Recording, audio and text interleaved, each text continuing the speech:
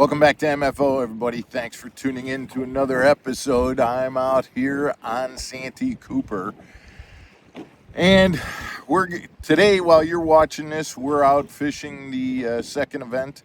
But something happened during practice that I wanted to tell you about and let you know how I solved the problem. Throwing an A-rig, and one of the issues that we have is that because of the rules, we are only allowed, even though my A-rig here has 5 trailers, we are only allowed to have 3 hooks. So my bottom 2 and the center bait have hooks, and then you can see that I've cut the hook off of the top 2. So I've got 5 trailers, but only 3 are active, okay? Now, the issue that I had was I was throwing this thing and I got several bites, but they didn't hook up. And not getting hooked up on an A-rig is unheard of. Well, then I realized that what was happening is every once in a while my bait was actually riding upside down in the water. And so what that did is it put the dummies on the bottom, and that's what was going on. I'm going to tell you how I solved that problem when we come back.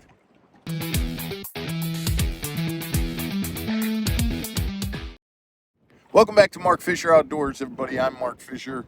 So, how did I solve the problem? Well, there's a number of ways that I could have, but what I did is, and you can tell, I put a significantly higher weight on the bottom 2. These are guppy heads on the bottom 2 trailers. And so that puts a significant amount of weight on the bottom, which keeps my bait running right side up. Now, here's the thing that I wanted to tell you about, guys. So, in order to do that, because that kind of makes common sense, is that you put more weight on the bottom.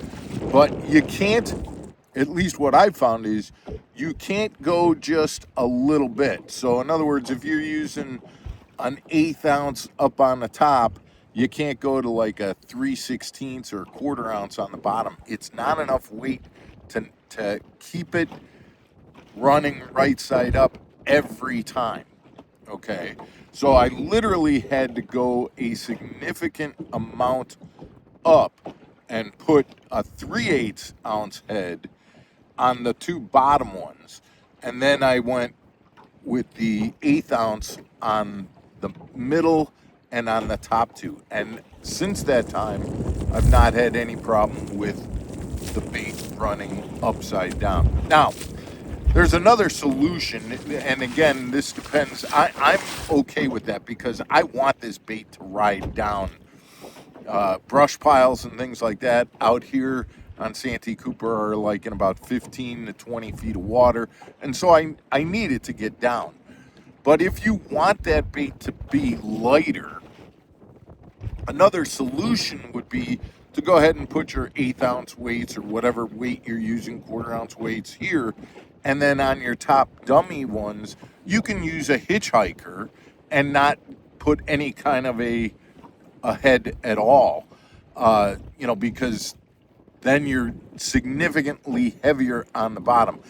What I don't like about the hitchhiker is without that hook shank going through the baits have a tendency to they don't swim the same as the other baits. They're more, whipping around and things like that. It doesn't look quite as natural.